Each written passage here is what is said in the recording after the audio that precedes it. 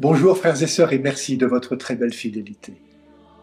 Souvenons-nous pour commencer de la formule de Jésus à la fin de l'évangile de lundi dernier.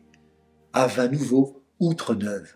Jésus est celui qui, sans abolir, vient accomplir une nouvelle alliance. Une alliance qui, nous le découvrons aujourd'hui, fait sortir du dualisme permis, défendu.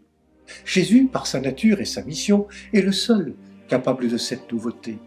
Elle lui vient de Dieu, et c'est pourquoi il peut affirmer qu'il est le maître du sabbat. À l'invective des pharisiens sur l'attitude de ses disciples, Jésus répond en leur disant que ce qui compte n'est pas tant la lettre de la loi, mais son esprit. La loi, dit Jésus, sert à aimer l'autre, à le servir, à l'aider à s'épanouir. En observant les commandements de Dieu, nous devons toujours nous rappeler qu'ils ont été faits pour les humains et ne devraient jamais servir à les humilier, à les écraser ou à les oppresser. En prétendant défendre la loi, les pharisiens sont souvent tombés dans le piège du jugement, s'intéressant plus à eux-mêmes qu'aux autres. On se souvient de cette parole de Jésus, s'adressant aux foules et à ses disciples. Tout ce que les pharisiens peuvent vous dire, faites-le et observez-le. Mais n'agissez pas d'après leurs actes, car ils disent et ne font pas. Ils attachent de pesants fardeaux difficiles à porter, et ils en chargent les épaules des gens, mais eux-mêmes ne veulent pas les remuer du doigt.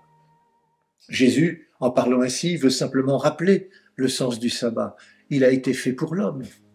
Le sabbat ne s'enracine-t-il pas dans le 7e jour de la création, jour où Dieu s'est reposé? Se souvenir du sabbat, c'est sortir de la violence d'une vie d'esclave, une vie qui appartiendrait à un maître abusif. Se souvenir du sabbat, c'est être un être humain, non pas un outil de travail entre les mains d'un autre. Quand Jésus dit que le sabbat a été fait pour l'homme et non l'homme pour le sabbat, il remet les choses en place. La question que Jésus remet au centre du débat, c'est de savoir quel est le sens d'une religion où les hommes s'épient entre eux pour savoir s'ils sont conformes ou non aux commandements de Dieu. Dans une telle religion, que devient la libération de l'homme? Frères et sœurs, ne faisons pas de notre religion une simple doctrine, mais plutôt, à la suite du Christ, un lieu où Dieu s'approche et se donne à rencontrer, un lieu où je peux faire l'expérience de son amour et de sa miséricorde. Bonne journée à toutes et à tous, prenez bien soin de vous et des autres.